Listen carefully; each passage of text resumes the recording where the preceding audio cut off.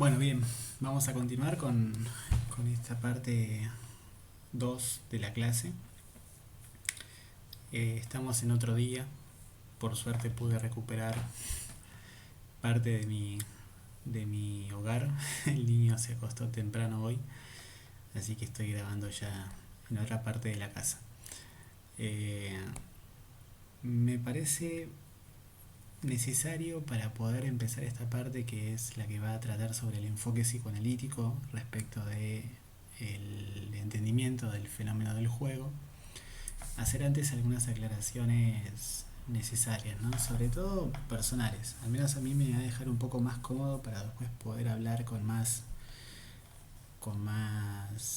eh, confianza. Eh, lo primero que tengo que decir es que yo no soy psicoanalista, no lo soy, no me identifico con esta teoría. Eh, pero sí, durante mucho tiempo le estudié con pasión, le estudié obviamente en la carrera de grado, como están haciendo casi todos ustedes. Eh, y leí Freud con mucho amor, con mucha admiración, con mucho deseo de poder comprenderlo. Luego también Lacan, Winnicott, todos los post-freudianos. Incluso cuando me gradué, teniendo el deseo de querer trabajar con niños, y teniendo la posibilidad de seguir estudiando, realicé una carrera de especialización en infancia de 2 años, un posgrado, que, que por suerte pude terminar y que también estaba estructurado desde un enfoque psicoanalítico. Guardo lindos recuerdos de esa época, sobre todo por la posibilidad de continuar estudiando una vez estando graduado. Es una experiencia distinta que uno encuentra con el estudio cuando ya termina una etapa y comienza otra, ¿no? Más en el plano profesional y desde un lugar de perfeccionamiento. Y hasta ahí entonces seguía muy interesado en entender el psicoanálisis, en estudiar la obra freudiana, en poder reconocerme a mí mismo como un analista. De hecho, durante buena parte de los primeros años de ejercicio profesional en el consultorio, atendí pacientes que los abordaba desde el psicoanálisis, ¿no? Tanto adolescentes como niños y también algunos adultos. Alguna vez tuve un paciente en un diván. Y yo mismo pasé por un proceso de análisis de casi 2 años, que luego, bueno, dejé por diferentes razones que no vienen al caso. También guardo con afecto recuerdos de mi analista, de quién fue mi analista. ¿Por qué digo todo esto? Porque cuando yo tengo que transmitir algo vinculado con el psicoanálisis, no lo puedo hacer hoy desde ese primer entusiasmo que me despertó la teoría, sino que lo tengo que hacer a partir de los procesos de reconceptualización que hice posteriormente, cuando ya me fui alejando de este enfoque y fui abrazando otras teorías. Por supuesto siempre estudiando, porque de hecho creo que un poco la posibilidad de crecer profesionalmente siempre está ligada a la idea de seguir perfeccionándose y uno siempre conservar ese espíritu de estudiante que al comienzo quizás cuesta, pero que si uno lo conserva como un sano hábito es muy enriquecedor, ¿no? Y bueno, por eso decía esto, para poder explicar este enfoque yo siempre tengo que hacer esta aclaración. Yo no estoy hablando como psicoanalista, eh, mi enfoque de, de trabajo profesional se orienta más al polo cognitivo humanista, humanista existencial diría yo. Eh, Me gusta definirme como un cognitivo existencial, pero eso es algo porque me parece como casi una definición media friki, con lo cual me siento identificado. Pero cuando hablo de psicoanálisis, me siento bastante autorizado a poder criticarlo, a poder repensarlo, a poder establecer como contraposiciones teóricas, básicamente porque lo estudié, no por una cuestión, digamos, de rivalizar con una teoría, mucho menos desde la pequeñez que uno puede hacer respecto de un genio como fue Sigmund Freud y tantísimos otros. Pero, pero bueno, como se suele decir en los asuntos del conocimiento, siempre estamos como pisando sobre los hombros de gigantes, ¿no? Y hoy es fácil criticarlo a Freud porque han sido tantos los que han podido hacer lecturas, a mi entender, superadoras de esta obra, que, que se conocen ya los puntos débiles de la obra, las dificultades que puede llegar como a presentar desde un punto de vista epistemológico, y también desde lo que es la misma praxis del psicoanálisis. Por supuesto, siempre sujeto a discusión y siempre escuchando posiciones contrapuestas. Pero también hay que reconocer la genialidad de la obra freudiana, la genialidad de la figura de Freud, cosas que a mi entender muchos cognitivos no hacen, entrando en esta rivalidad tonta de creer que una teoría es mejor que la otra. Yo entiendo más bien que una teoría es quizás consecuencia de la otra, ¿no? En un proceso dialéctico en donde una teoría supera a otra, pero porque la incorpora y la modifica. No podría pensarse hoy una teoría cognitiva sin un Freud, ¿no? Que diera inicio al estudio bueno, él hablaba del psiquismo, pero hoy cogniciónmente estamos en algún punto haciendo ciertas equivalencias conceptuales. Y, y bueno, dicho esto, me parece como un sano ejercicio de honestidad intelectual, ¿no? Poder uno explicar desde dónde trabaja, desde dónde, y también desde dónde enseña, ¿no?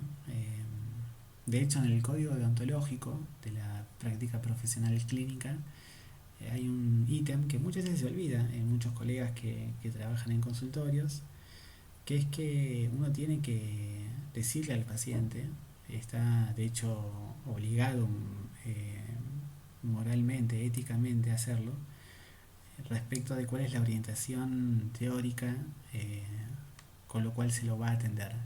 Y si el paciente no sabe de psicología porque no le interesa, porque consulta por otras razones, porque tiene, digamos, otros intereses, aún así es necesario que el psicoterapeuta psicoeduque al paciente respecto de cómo se trabaja, de cuáles van a ser las cosas que se van a hacer en ese proceso psicoterapéutico, de cuál es la formación, de cuál es el ejercicio, la práctica, la praxis que el terapeuta va a hacer respecto del motivo de consulta.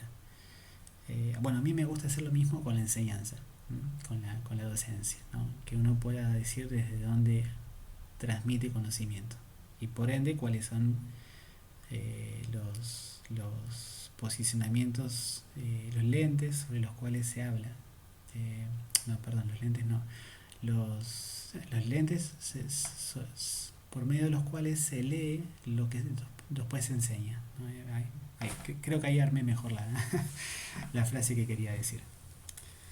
Bueno, todo esto, introducción larga, 8 minutos ya. Voy a intentar hacer menos autorreferencial esto. Yo en el primer video de esta clase dije que el fenómeno del juego, siendo el juego un capítulo de estudio dentro de la psicología, es tan complejo el fenómeno que constituye, es decir, son tantos los componentes que integran la experiencia lúdica, tanto de niños como de adolescentes y adultos, que con una sola teoría no nos alcanza. Entonces, el enfoque piagetiano entendió que el juego era vital, esencial para el desarrollo de la inteligencia. Bueno, Freud y el enfoque psicoanalítico dirá lo mismo, pero respecto del psiquismo. Es decir, la constitución del aparato psíquico se produce también por medio del juego. Y luego, la praxis del psicoanalista con niños y con adolescentes supondrá intervenir por medio del juego para lograr efectos terapéuticos o interpretativos constitutivos en el desarrollo psíquico del niño que esté atendiendo o de la niña que esté atendiendo. Beatriz Janin, que es una de las psicoanalistas más populares en las prácticas infantojuveniles que tiene nuestro país. Ella dice algo que a mí, yo una vez la escuché en vivo y me gustó mucho cómo lo dijo, ¿no? Que lo interesante del análisis de niños es que uno puede intervenir sobre un aparato psíquico que se está constituyendo. Entonces puede como influir en la estructuración del psiquismo de ese pequeñito, de esa pequeñita, por medio del trabajo psicoterapéutico. Eso a mí siempre me pareció como muy interesante eso, y también como que revestía de mucha responsabilidad la figura del analista, porque se estaba como trabajando ni más ni menos que en la constitución de su frágil aparato psicológico. Eh, Hoy tengo otra lectura sobre eso, pero me sigue pareciendo interesante como metáfora. El juego desde el psicoanálisis puede ser pensado, vamos a decirlo así, desde 4 puntos distintos. A ver, yo tengo mi machetito acá, lo tengo desde mi teléfono, voy a estar mirándolo para poder decirlo con precisión. Así que lo busco y aquí está. Bueno, hay 4 puntos desde los cuales el juego va a ser entendido desde el psicoanálisis, ¿sí? Que se pueden identificar en diferentes obras freudianas. Ustedes tienen 2 extractos incluso dentro de esos 2. Bueno, uno es un texto muy corto, que es El creador literario de la fantasía, que es un texto de poquitas hojas, que lo pueden leer incluso con mucho gusto porque es un texto muy bello. Freud escribía muy bello, sin duda. Y después tienen extractos de más allá del principio del placer. Si no lo tienen en la bibliografía que se sube a la plataforma, fíjense en el programa porque no entra todo el texto. Ese es un texto gigante. Yo ahora voy a decir algo de esa obra, pero puntualicen los capítulos que se incluyen dentro de ese ensayo freudiano, sobre todo los referidos básicamente al juego del Forda, que ahora voy a explicar un poquito de eso. Pero bueno, volviendo sobre esto, hay 4 puntos sobre los cuales se puede entender el juego desde el psicoanálisis. El juego puede ser un juego elaborativo, es decir, el niño por medio del juego elabora, digamos, conflictos de su propia vivencia subjetiva. El juego puede ser pensado también como un mensaje a un interlocutor, es decir, el juego como algo interpretable, como algo descifrable, diríamos como un sueño, como un síntoma, como un acto fallido, es decir, como una producción del inconsciente que tiende a poder releerse en función de, bueno, justamente el código hermenéutico que plantea el psicoanálisis. El juego puede ser entendido también como la expresión del mundo interno de ese niño, como si pudiéramos comprender cómo es el modo en cómo el niño vivencia la relación con sus objetos libidinales. Y por último, el juego también puede ser entendido, y aquí está el más allá del principio del placer, como una transformación de la pulsión por influencia de la cultura. No son 4 puntos excluyentes, más bien son 4 puntos complementarios. Fíjense que de hecho la praxis psicoanalítica supone justamente interpretar al juego, posibilitar una elaboración de las pulsiones por medio del juego. El juego tiende a poder ser interpretado por parte de su analista, del analista que está interviniendo con un niño, de allí que el analista sea como el destinatario de ese mensaje que viene como en código del juego. Y el juego también posibilitará luego lo que va a ser la dirección de la cura desde el psicoanálisis, ¿no? El analista interviene en su consultorio por medio de una praxis que es básicamente lúdica con los niños y las niñas. Entonces, tenemos estos 4 componentes. Ahora, y acá están, bueno, un poco mis necesarias contextualizaciones de la obra freudiana. Freud, como tal, no fue un analista de niños. De hecho, él no trabajó con niños. No hay en la obra freudiana casos infantiles. Sí los hay en muchos post-freudianos que se dedicaron a hacer un análisis de niños y adolescentes. O sea, Winnicott de la cabeza, toda la corriente inglesa, bueno, la misma hija de Freud, Anna Freud, Melanie Klein, como rivalizante de Anna Freud, desde el psicoanálisis inglés, toda la corriente francesa, ¿no? Manonit, Dolto, bueno, todos esos autores que sí trabajaron con niños. Freud no trabajó con niños, esto hay que decirlo una y otra vez.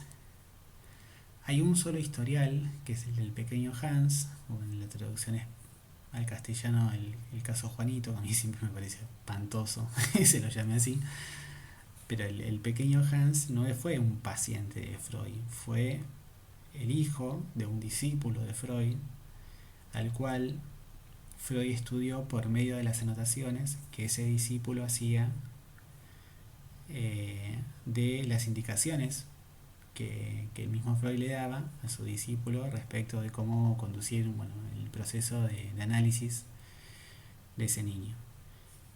Todo esto hoy nos parece muy raro porque uno diría, ¿cómo el principal analista va a estar diciéndole a su discípulo que analice e interprete el conflicto de su propio hijo, haciendo una suerte como de supervisión y generando como una suerte de tratamiento a la distancia? Bueno, el psicoanálisis en sus inicios está lleno de anécdotas como estas, de transgresiones que luego en lo que fueron después las derivas de los psicoanalistas se verían como errores si se las hiciera, pero en la constitución de la teoría Freud se permitía esa expansión praxeológica, ¿no?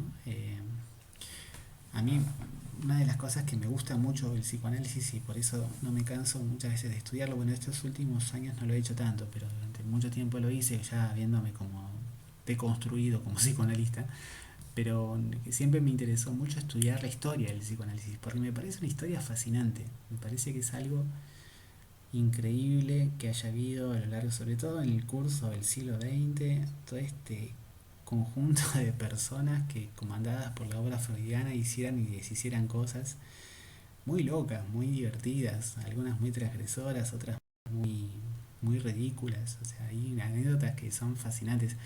Estaría bueno escribir un libro que sea como las historias más raras hechas por psicoanalistas, basados en casos reales.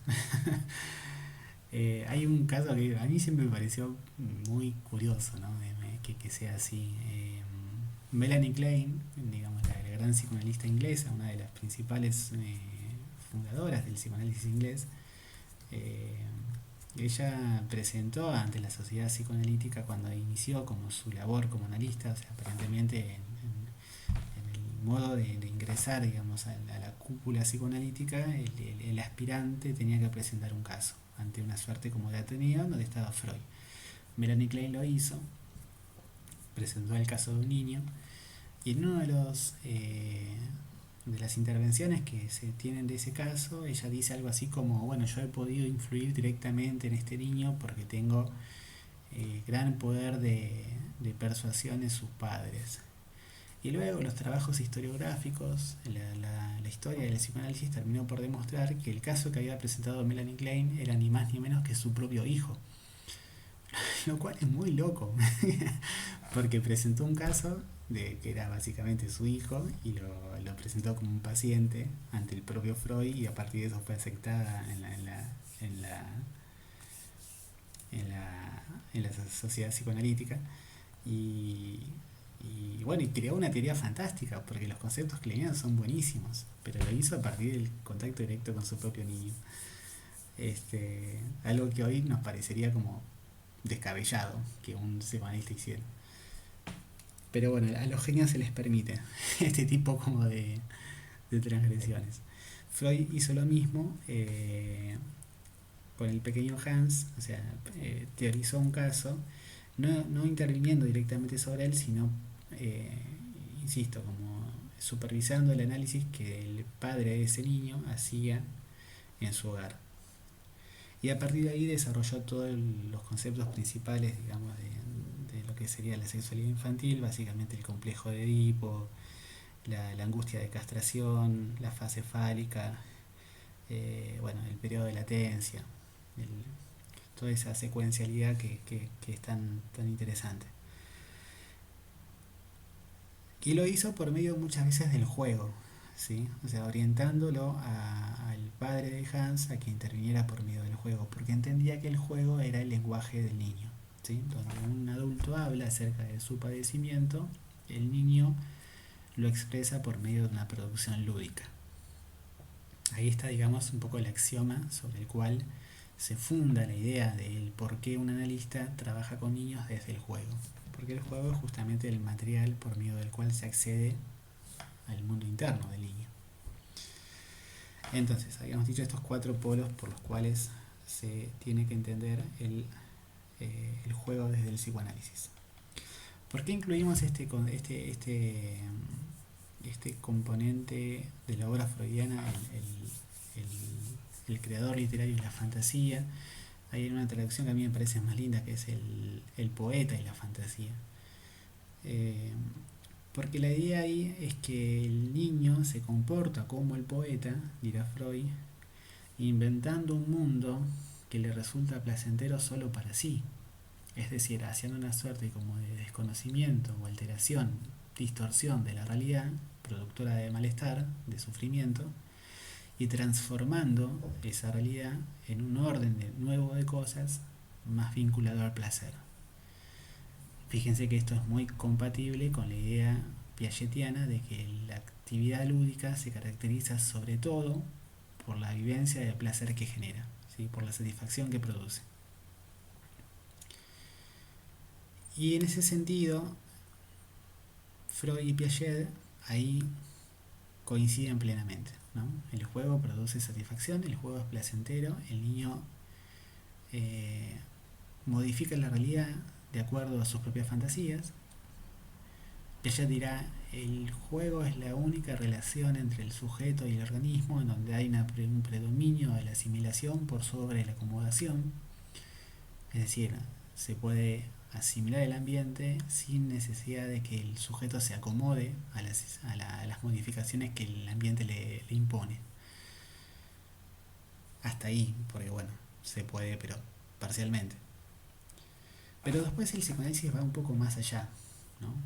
Dirá, el juego no solamente es productor de placer, no solamente es una actividad por medio de la cual el niño experimenta satisfacción, sino que hay algo más que el juego permite a los niños, que va por este último punto que veníamos diciendo, ¿no? Como es un modo de hacer ante la pulsión eh, reelaborada a partir de la influencia de la cultura, ¿no? Y cuando Freud dice cultura, acá tenemos que pensar sobre todo en el lazo social, en lo que entenderíamos en un plano más descriptivo como las relaciones interpersonales, el hecho de que los seres humanos vivimos unos con otros. Y en el caso de los niños, que todos los niños, todos nosotros, todas nosotras, cuando en algún momento fuimos niños, niñas, fuimos criados por adultos.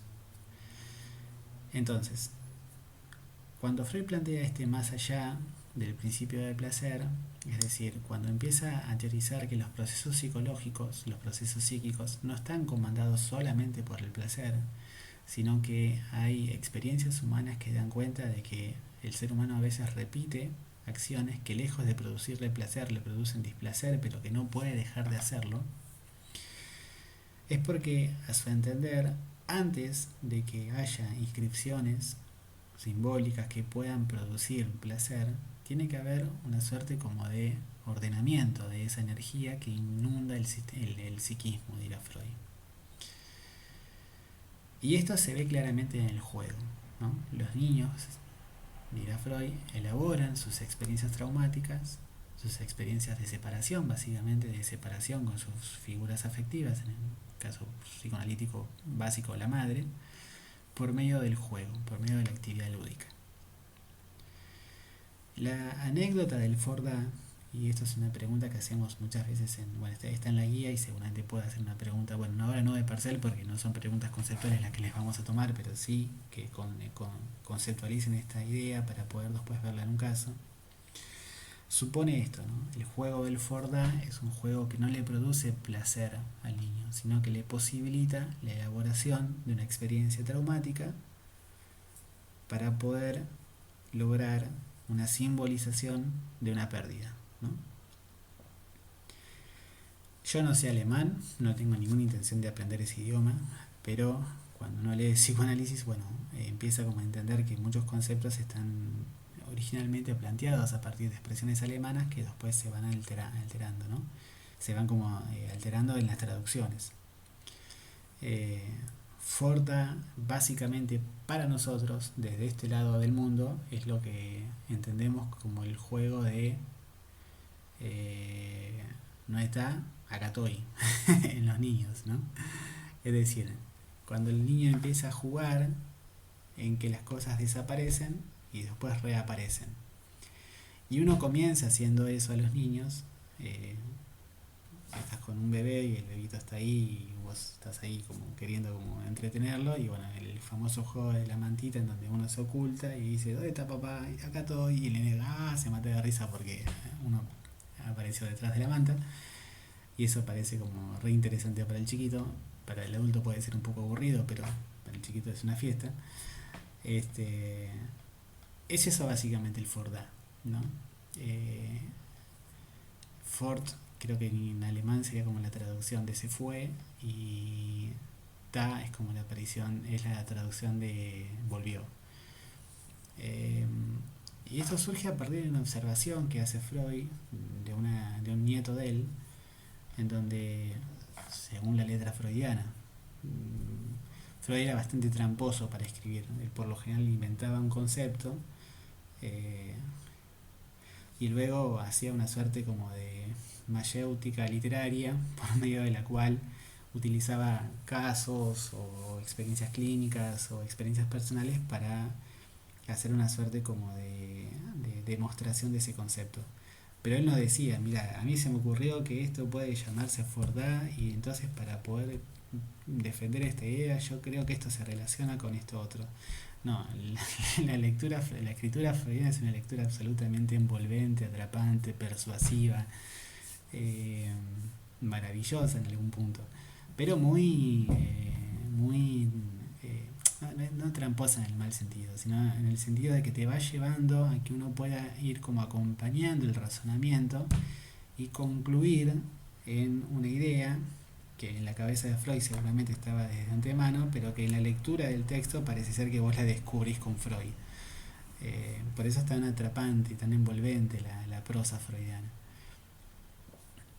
Digo esto para poder después de plantear que en el caso del Forda, él enuncia dentro de las experiencias que los seres humanos repetimos muchas veces no comandados por el placer, que observó el juego de un niño, que era su nieto, en donde observaba que su hija, la madre de este chiquito, se iba del hogar, y el nene, por supuesto, menos de 2 años, lloraba como loco cuando se iba,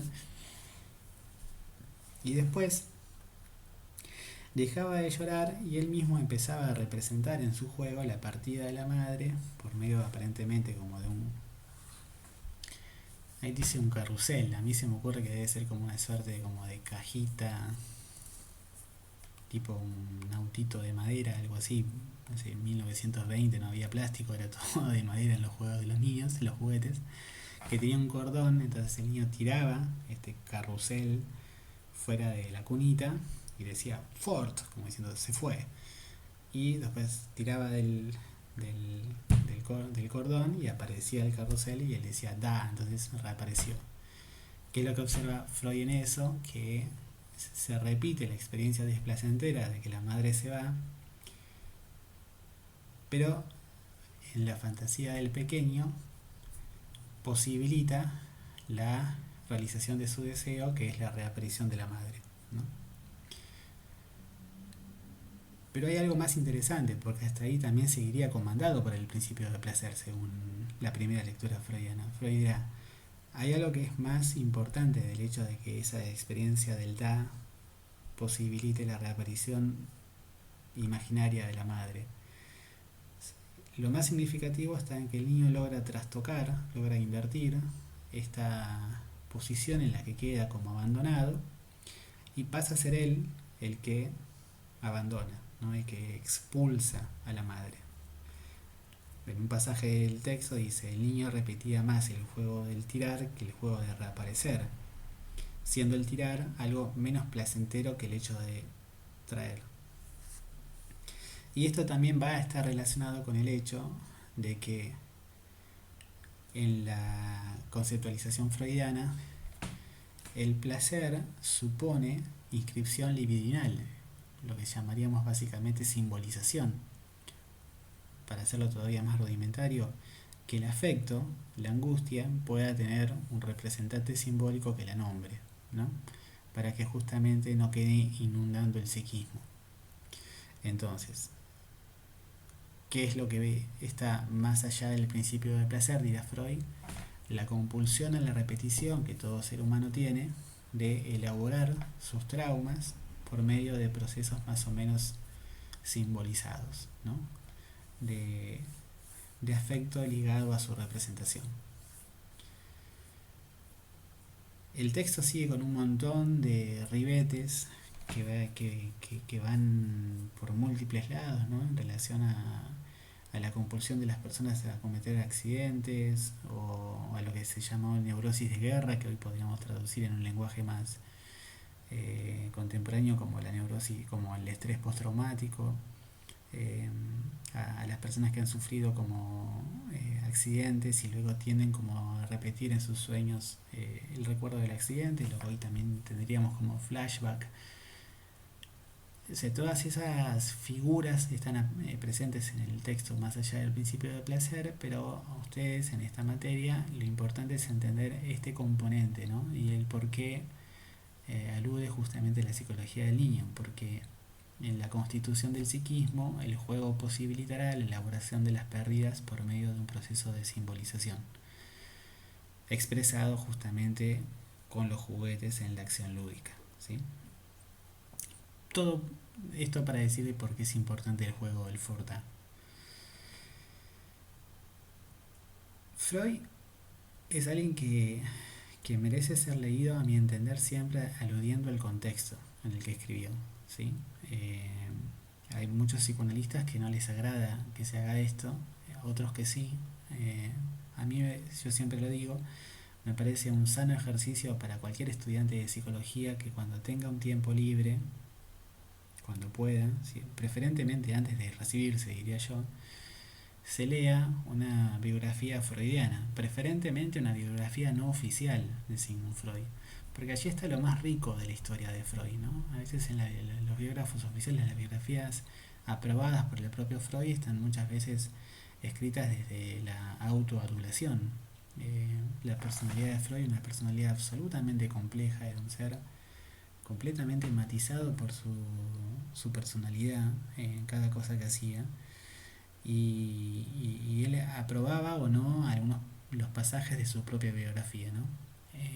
Luego la moderna biografía, eh, la moderna ciencia biográfica, ya Freud muerto y demás, haciéndote una relectura de las obras epistolares, consultando fuentes, releyendo los manuscritos, haciendo todo un trabajo súper hermenéutico respecto de la evidencia que dejó Freud, tanto como escrita como en testimonio de la gente que lo conoció, hizo obras a mi entender mucho más interesantes, ¿no? Uno puede ver como la cocina de la historia freudiana. Y aparentemente, el más allá del principio de placer, 1920, esta obra que refunda finalmente la teoría de las pulsiones y establece una dicotomía entre pulsiones de vida y pulsiones de muerte, en donde Freud dirá comanda las pulsiones de muerte, y lo que está sobre todo como fin último de la vida es el destino inevitable de la muerte, y que en algún punto todo ser humano conduce su vida necesariamente a la autodestrucción. Es decir, todo este pesimismo freudiano puede ser fuertemente entendido a partir de la experiencia que Freud estaba viviendo en aquel entonces, tanto a nivel social como a nivel individual. 1920, periodo entre guerras, el imperio austrohúngaro estaba en proceso como de degradación, y él mismo viviendo ese proceso como ciudadano, y también él mismo en ese contexto perdiendo a una hija, la madre justamente de este chiquito que hacía el Forda, creo que por una enfermedad. Eh, es decir, Freud completamente, arrasado en su propio sufrimiento y escribiendo, continuando la teoría freudiana, a partir de conceptos que la revisten como una teoría pesimista, una teoría que, que plantea una visión del hombre completamente negativa en términos valorativos, ¿no?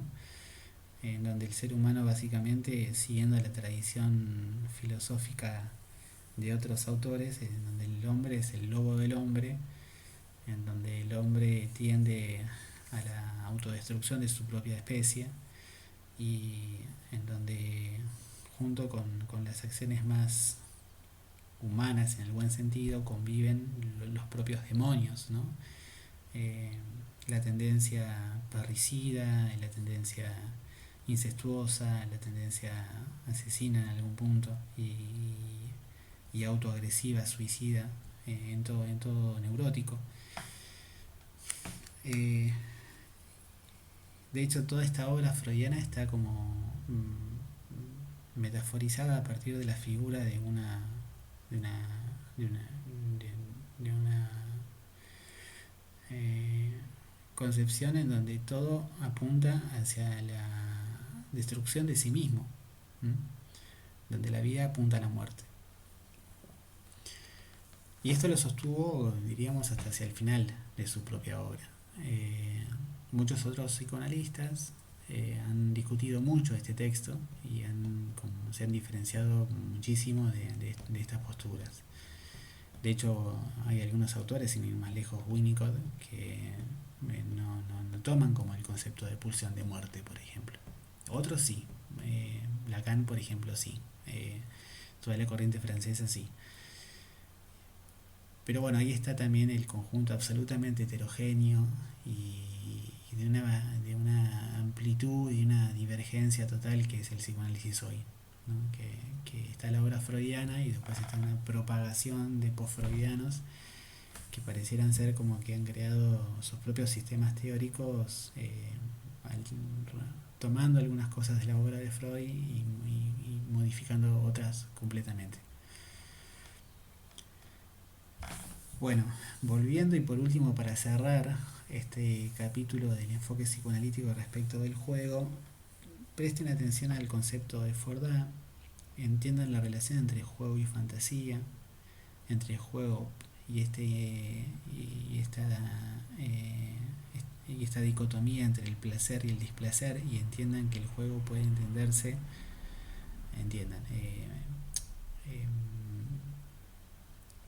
intenten como asimilar esta idea de que el juego puede ser entendido en el código del placer como en el código del displacer.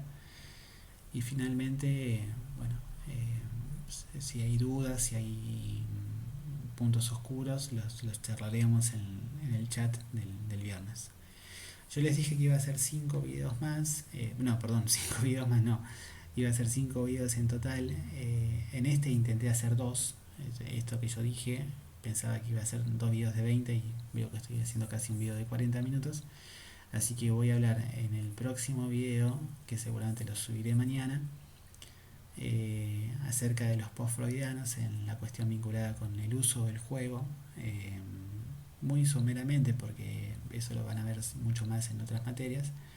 Y después sí voy a hablar sobre esas imágenes que acompañan el PDF para poder repensar todo esto, sobre la lectura de los problemas que hoy a los psicólogos, a las psicólogas nos supone el entender el juego de los niños, de las niñas, en este contexto de tanto cambio cultural. Bueno, espero que estén bien.